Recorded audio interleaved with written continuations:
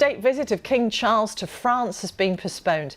The French and British governments took the decision following a phone call between President Emmanuel Macron and the King.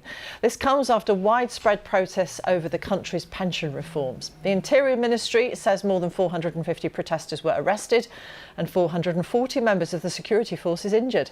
More than 1 million people took to the streets of France on Thursday to protest against the retirement age being raised from 62 to 64. Let's get more on this with our correspondent Charlotte Gallagher. This has only just broken in the last few minutes, Charlotte. It hasn't. We've actually just got a statement from Buckingham Palace saying the King and Queen Consort's state visit to France has been postponed, but they greatly look forward to visiting France as soon as dates can be found.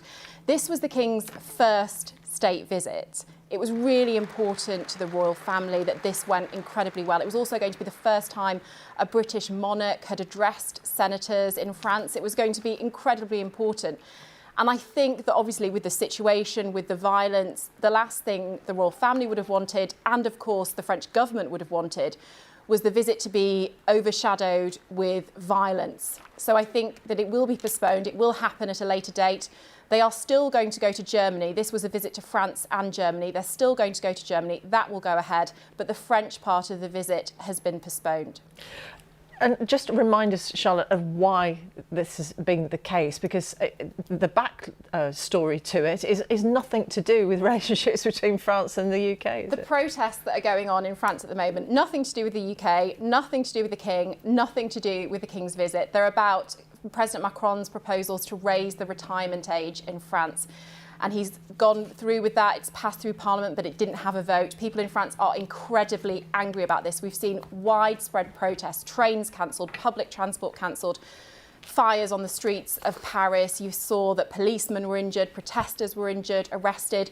And I think it would have just looked really bad had the King got caught up in those protests, had it affected the visit. You can imagine the photos and videos that we would have seen. And it may have been that the French police, French security services thought they couldn't control everything on this trip. So for safety and also for public relations, it's been postponed at this point. Charlotte, for the moment, thank you very much, Charlotte Gallagher. Well, we're joined now live from Paris by Georgina Wright, a resident senior fellow and director of the Europe programme at the think tank Institut Montaigne. Georgina, thank you very much for joining us. Just tell us how important this visit was going to be for France and also the UK. Well, thank you for having me. I mean, this was huge. It follows, obviously, the Franco-British summit that happened 2 weeks ago, where we saw sort of a new dynamic in the relationship, this willingness to kind of turn the page of acrimony and really sort of be ambitious about what these two countries could do together. And the fact that the King chose France as his first sort of state visit was really meaningful to France, but also meaningful to the UK. So I think there was a lot of hope and excitement, frankly, around this visit. But of course, the situation in France is very difficult. I mean, we have seen widespread protests for weeks, but it seems that the anger has just amplified. And, even yesterday we saw some protesters setting the mairie of Bordeaux alight, and that's one of the cities that the King was due to visit. So I think the situation is very tense, and it does, in that context, make sense that it was postponed. You mention the enmity, the animosity at times that there has been, even in recent years, between France and the UK. Where is this impetus coming from to try to move on from that?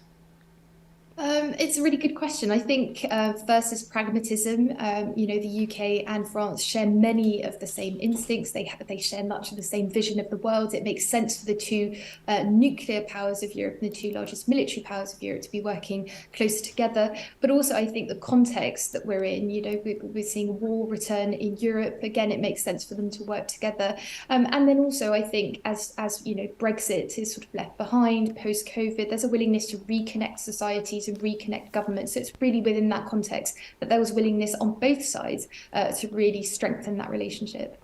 So what's your expectation then of how cautiously France will proceed with trying to rearrange this state visit?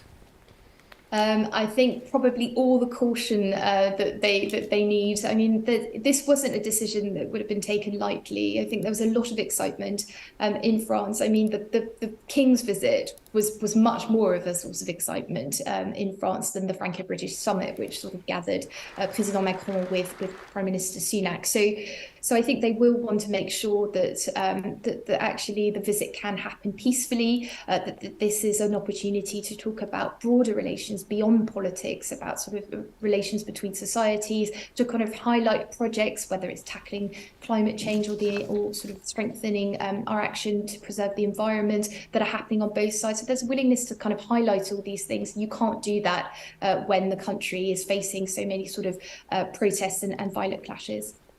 Georgina Wright from the Institut Montaigne, thank you very much for joining us.